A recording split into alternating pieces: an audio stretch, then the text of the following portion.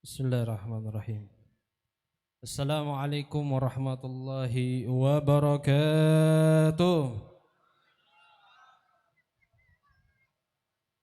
Bismillah, alhamdulillah, wassalatu wassalamu ala rasulillah Sayyidina wa maulana Muhammad ibn Abdullah wa ala alihi wa sahbihi wa mawala wa la hawla wa la quwwata illa billahil aliyil azim. Subhanaka la ilma lana illa ma 'allamtana innaka antal alimul hakim. Rabbi shrah li sadri wa yassir li amri wahlul 'uqdatam min lisani yafqahu qawli bijahin nabi wa sahbihi wal ali amma ba'd. Fadilatul muhtaramin wal mukarramin, akhusu minhum bidzikir, yang sama-sama kita muliakan, kita hormati guru kita semua, pimpinan Majelis Ta'lim Al-Muhajir Al-Habib Ad-Da'i ilallah Al-Habib Ahmad Syarif bin Segab bin Syihab, yang kita doakan semoga guru kita Habib Syarif dipanjangkan umurnya oleh Allah Subhanahu wa taala, disehatkan badannya oleh Allah Subhanahu wa taala, senantiasa dalam lindungan Allah Subhanahu wa taala. Amin amin ya rabbal alamin. Dan juga hadir di sini para dzurriyyat, para cucu baginda Nabi sallallahu alaihi wasallam yang tidak bisa kita sebutkan nama mereka satu persatu tanpa mengurangi rasa hormat al-fakir kepada mereka semua. Cuma kita berharap sebagaimana qasidah yang sering kita baca, Ahlul Baitil Mustafa Tuhuri hum amanul ardi faddakhiri. Semoga dengan kehadiran para habaib, para dzurriyyat Nabi sallallahu alaihi wasallam khususnya di kota Tarakan ini, kita terhindar daripada segala bala bencana. Amin amin ya rabbal alamin. Dan juga telah hadir di tengah-tengah kita para alim ulama, para ustadz, para asatid, dan juga hadir di tengah-tengah kita para sesepuh, para tokoh masyarakat.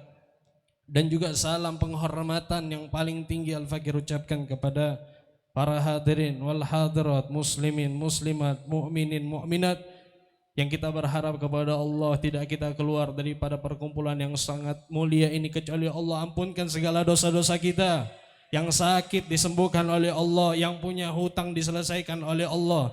Amin amin ya rabbal alamin. Sebenarnya Al-Fakir ini tidak pantas ngomong di sini di hadapan guru-guru kita, jadi agak gemetar gimana gitu. Alhamdulillah, pertama-tama marilah kita senantiasa selalu Bapak Ibu sekalian kita panjatkan puji dan syukur kita kehadirat Allah Subhanahu wa taala, yang mana karena sebab limpahan rahmat, nikmat, taufik, hidayah daripada Allah, sehingga kita pada malam hari ini bisa sama-sama berkumpul di tempat yang insya Allah penuh dengan kemuliaan ini. Saya teringat salah satu hadis yang dikutip di dalam kitab Al-Adhkar yang diriwayatkan oleh Imam Muslim, bahwasanya Nabi SAW pernah suatu ketika keluar ke perkumpulan untuk bertemu dengan para sahabat.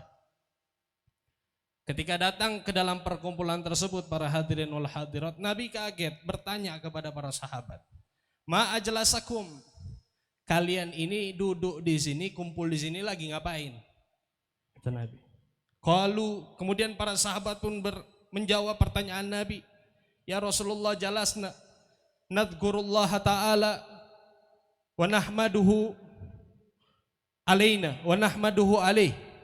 Ya Rasulullah, sesungguhnya kami ini duduk di sini, berkumpul di sini, tidaklah kami melakukan sesuatu kecuali kami berzikir kepada Allah dan memuji kepada Allah Subhanahu wa taala. Sebagaimana yang kita lakukan pada malam hari ini, dari awal sampai sekarang ini yang kita lakukan hanya berzikir, menyebut nama Allah Subhanahu wa taala. Kemudian Nabi mengatakan, "Allah ma'ajlasakum iladak." Benar, kalian gak lakukan kecuali itu saja. Nabi menekankan lagi kepada para sahabat. Kemudian Nabi memberitahu para sahabat, "Ketahuilah bahwasannya tadi malaikat Jibril datang kepadaku, fa akhbarani, dan mengabarkan kepadaku, karena sesungguhnya pada saat ini annallahu ta'ala yubahi bikumul malaikah. Sesungguhnya Allah sedang membanggakan orang yang berkumpul di majelis zikir." Kita satu persatu Bapak Ibu sekalian, baik yang di depan, di belakang, di tengah, Bapak, Ibu, yang besar, yang kecil, Itu pada saat ini lagi dibanggakan oleh Allah di hadapan para malaikat, Pak. Kita saja kalau dibanggakan di hadapan orang yang kita cintai atau para alim ulama, kita sangat bangga sekali. Itu cuma manusia. Tapi kalau yang membanggakan Allah ini sudah luar biasa, dibanggakan di hadapan para malaikat. Para malaikat yang gak punya dosa, gak pernah bermaksiat kepada Allah, kalau disuruh sujud sampai hari kiamat akan sujud, Bapak Ibu sekalian. Kita, nama kita, baik yang besar yang kecil, dibanggakan oleh Allah. Karena sebab apa? Duduknya kita di perkumpulan yang dimana kita senantiasa mengingat kepada Allah Subhanahu wa ta'ala. Makanya pada malam hari ini tidak ada niat, tidak ada tujuan, kecuali kita pengen dicatat minal zakirin, sebagai orang-orang yang senantiasa berzikir kepada Allah. Minal muhsinin, termasuk orang-orang yang senantiasa berbuat baik. Dan yang paling penting, minal maghfurin, orang yang diampunkan dosanya oleh Allah. Amin, amin ya rabbal alamin. Para hadirin yang dimuliakan oleh Allah, kita perlu berterima kasih kepada guru-guru kita, para alim ulama khususnya di Kota Tarakan. Kita disediakan wadah yang begitu luar biasa, khususnya di malam tahun baru ini, Bapak Ibu sekalian. Bayangkan kalau tidak ada perkumpulan semacam ini, Pak, bagaimana kondisi keluarga kita, bagaimana kondisi anak cucu kita, Pak. Banyak sekali daripada mereka yang lalai dan naudzubillah kalau sampai berbuat maksiat kepada Allah Subhanahu wa ta'ala.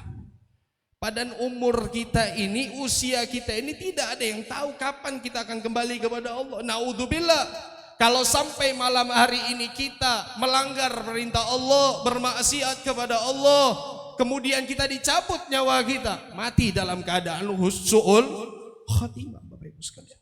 Makanya Habib Abdullah Al-Haddad mengatakan, umruka ra'su malika, sesungguhnya umur yang Allah berikan itu adalah modal utama untuk kita besok bisa meraih ridhonya Allah Subhanahu wa ta'ala. Dan wabil khusus, Pak, sebagaimana kita dengar dari guru-guru kita di akhir zaman ini, wa min alamati sa'ah, termasuk tanda-tandanya hari kiamat, kasratu mautil fujah, banyak orang mati mendadak, Pak.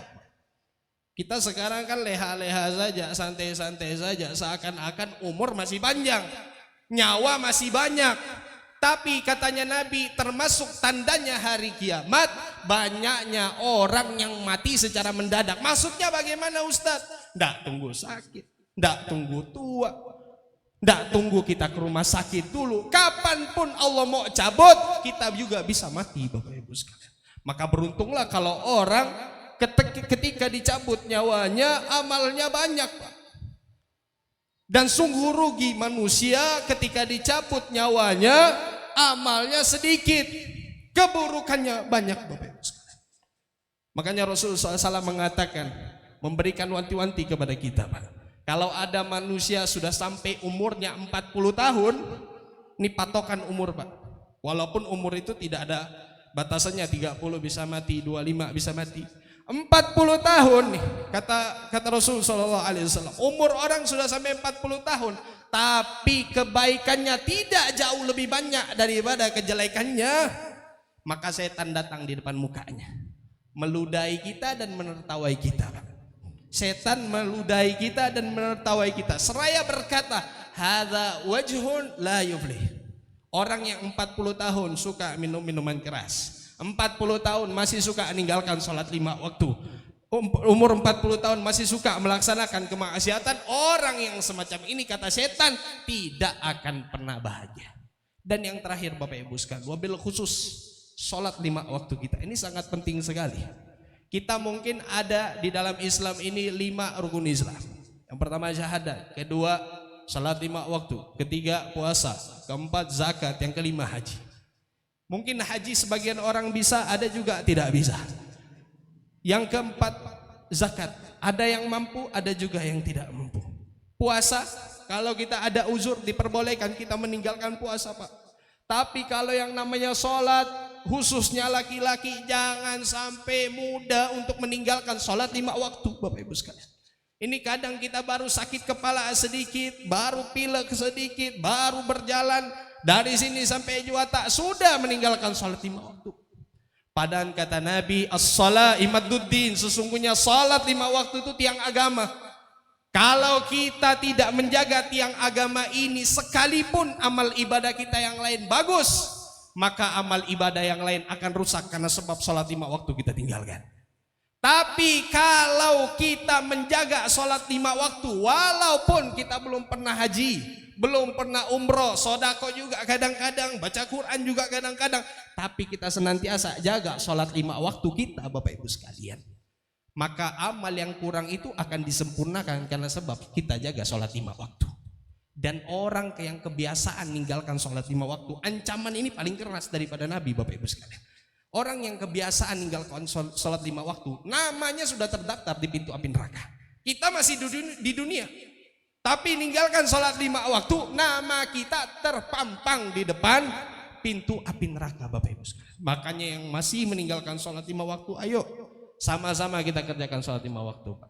Yang kemarin banyak meninggalkan salat 5 waktu, ayo sama-sama kita qadha, itu hutang kepada Allah Subhanahu wa taala. Semoga perkumpulan hari ini memberikan kita hidayah untuk kita senantiasa taat kepada Allah Subhanahu wa taala. Yang kurang ditambah oleh Allah Subhanahu wa taala, dan kita berharap kepada Allah tidak keluar daripada perkumpulan ini kecuali dosa-dosa kita diampunkan oleh Allah Subhanahu wa taala, dan sampai akhir hayat kita bisa istiqomah melakukan kebaikan dan mati dalam keadaan husnul khatimah. Husnul khatimah ba'datul umur.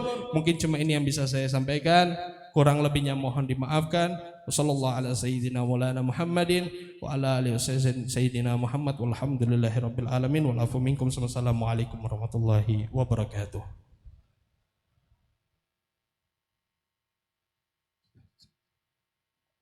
Terima kasih kepada Ustaz Syuhada Al-Faris.